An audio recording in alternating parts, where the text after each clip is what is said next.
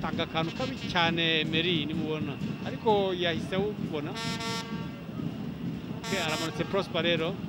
utanga pasi ashakisha Sarpong aragiye paka muri surface atanze penalty ya Rayon Sport hano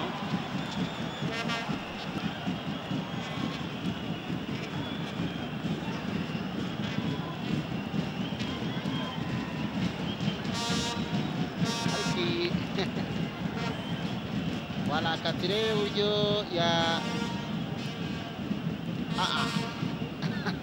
arano kuntu aguyemo nawe antuka umunota 25 penalty yagezemo igitego cya mbere cya Rayon penalty ubwo rero nuko igitego cyagezemo ku ruhande rw'iburyo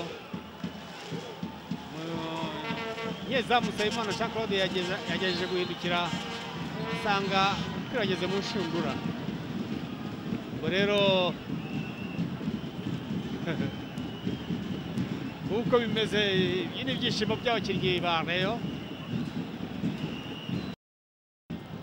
korona rigiye guterwa na Rutanga yamaze gutera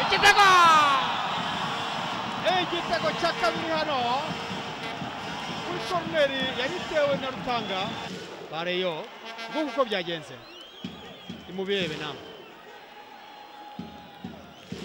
yari wenyine ntawamukozeho icyo yakoze no kuteza umutwe gusa wari umuri inyuma ninde rebe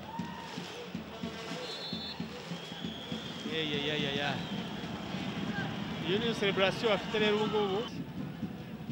maze Eric Rutanga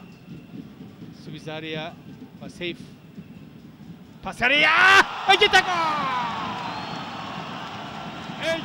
cya gatatu ahangaha uburyo agitsinze reba bari hafi cyane izamu ni igitego navuga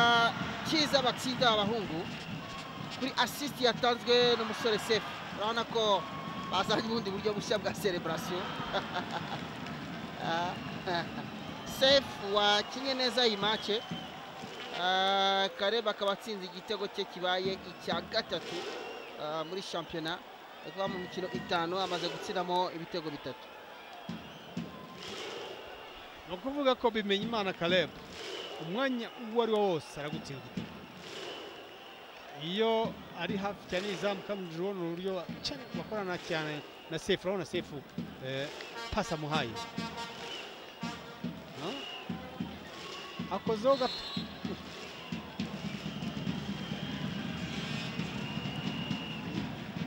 kojejeho gato cyane urabona ko no kuri bench hari Robertinho isahoberana na Pinuleps kwishima cya gitego.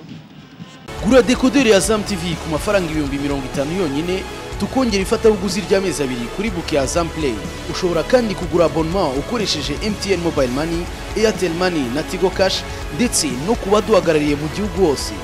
Azam TV, imyidagaduro kuri bose.